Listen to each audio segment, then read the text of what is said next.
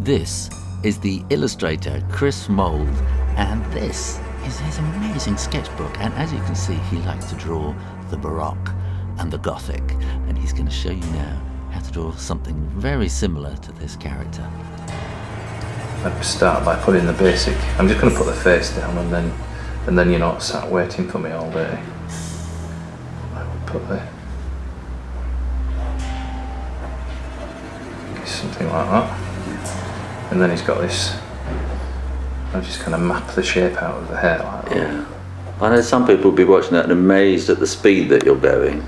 I do tend to draw quite fast. If I slow up, I really stop. It tends to stop the accuracy of where I'm heading. Yeah. And I just find that roughly drawing something out puts me in a better position. So his arm is somewhere there. And I always insist and as you'll see, I'm not. It's not about being careful. It's just about sticking with something. Yeah. So his expression is going that way. He's looking slightly nonchalant. So we just put his. Because I know when I was doing some work on Biro, I was amazed how you really can build up layers and layers and layers of it. Yeah, and I think that's what I do. Essentially, is instead of cross hatching, so like now. Yeah. See, I would call that hatching. You're probably thinking of it as shading. It's kind of, and now you're cross hatching. Well, I suppose theory. So. It's very quick, and it's not classic cross hatching in that kind of painstaking way that you'd find. I was always put off by actually properly cross hatching in terms of doing it very, very old school academically. Because I was so astounded by. So when I do the hair, it's just gonna be a continuation of doing this until it builds up. Yeah. I was always astounded by people like Dürer, who, if you look at that level of cross hatching, it's so intense and so painstakingly done that I just know I don't have the patience for that. So I can't compete. So I can't even become close to it. So I have to find another way. And I guess the way I do it is that.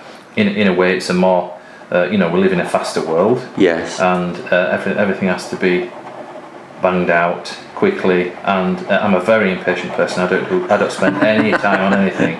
I just have to, this is, as you see now, this is why I call it a scribble, because what I'm doing is this dark that you get here.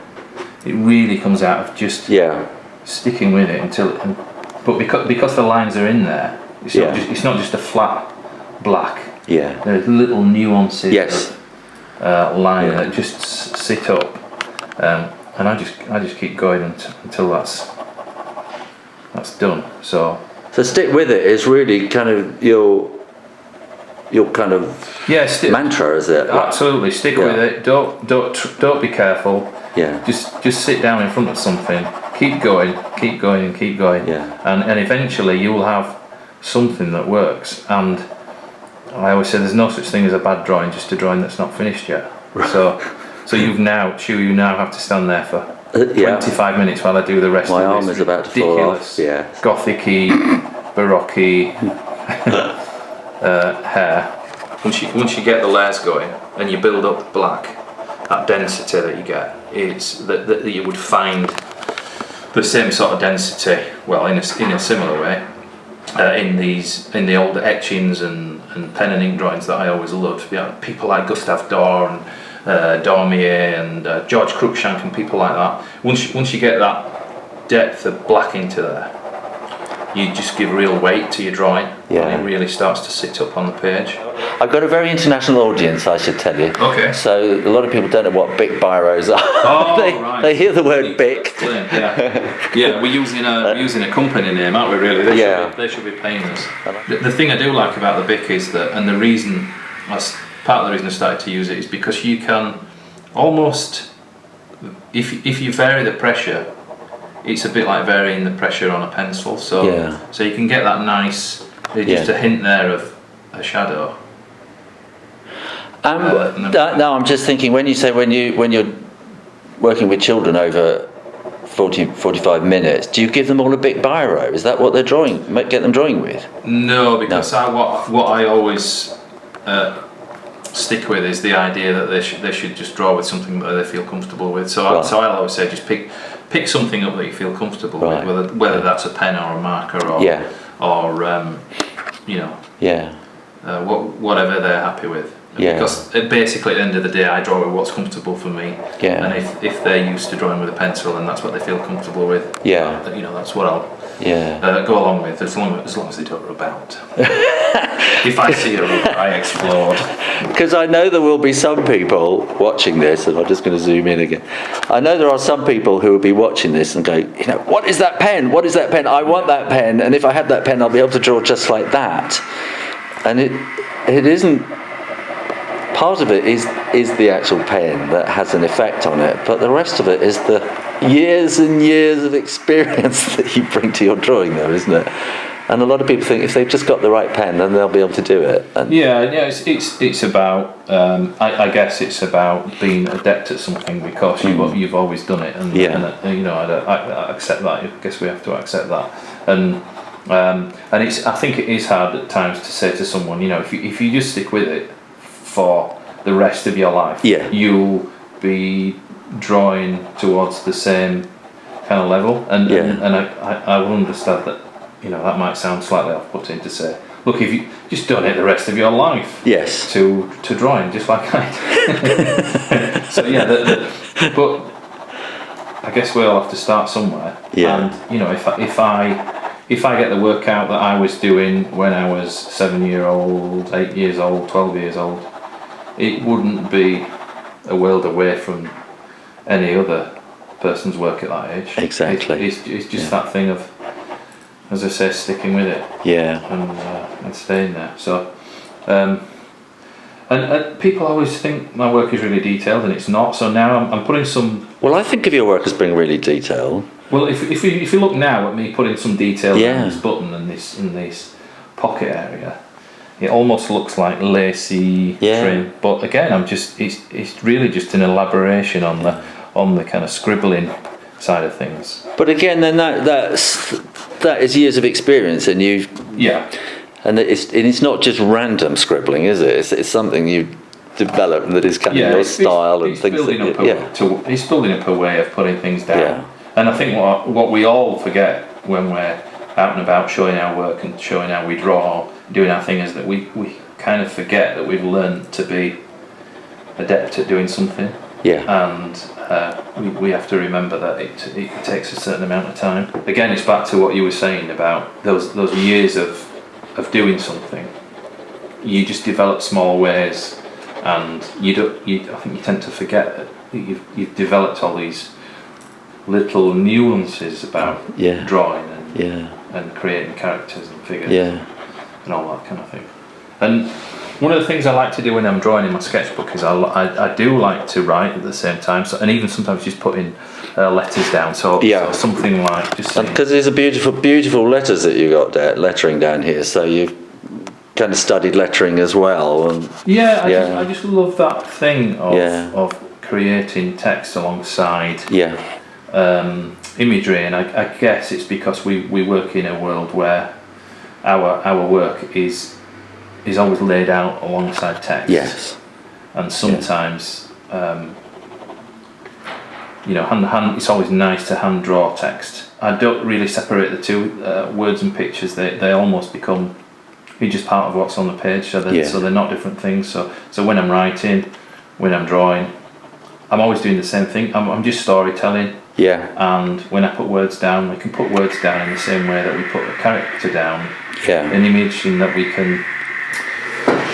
can almost treat it with in the same way that it's just drawn. And the fact that we're looking at lettering doesn't stop the fact that it's being drawn. And there's something in that, and it makes the letters live a little more than sort of electronic type that's been sort of printed out, laser printed out. It just brings the two things a little bit closer. People often ask me, what's the difference between an artist and an illustrator? Well, I think illustrators are artists. But an illustrator, the dividing line is that they're telling stories, basically, isn't it? I think that is the thing about an illustrator. I'm writing the word Gothic because whenever I'm doing this, I just like to, as I draw, anything that's relevant, anything that comes up in conversation. I often do this. I just write as I'm going along. Yeah. And even sometimes I might, as you can see, I've done here. Yeah. At some point, I put A down, and then I drew the apple. A is for pom. You could do that, couldn't you? I've gone wrong. I didn't realise I'd gone wrong. No, I just see there's a whole idea for a book there. I think. And I start to do this kind of thing. Free psychometric test. Yeah, I love this. Oh yeah. Yeah, free psychometric test. If you see a large carrot, you go to answer A. You've seen the film Sleeper, that's the Woody Allen film. If you see a tiny person, you've read the Burroughs. This is just a little silly thing that you've done out of your head, just for fun. A random thought that came up as I was. But might turn into something that, or it might just appear, it'll morph into something on the side of a page or something. That's the thing I find is that doing these things. Yeah. I was just looking through here because just the letter thing. I started to do these. Oh, that's lovely. Have you thought of doing a whole Gothic thing like that? Kind of a Gothic. Yeah, absolutely.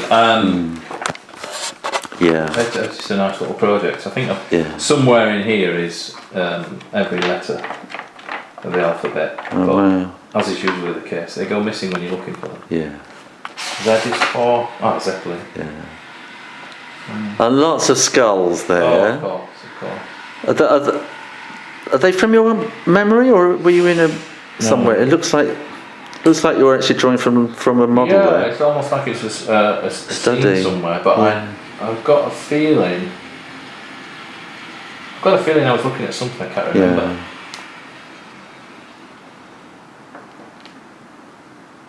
And I know I was explaining about drawing this weekend, and I was saying very often I'll go onto Google Images and I'll look up the skeleton of an elephant or something if I'm drawing an elephant to understand what's going on underneath. Yeah, definitely. So that you work out where the legs, how the legs are connected, the whole mechanics of it. Yeah.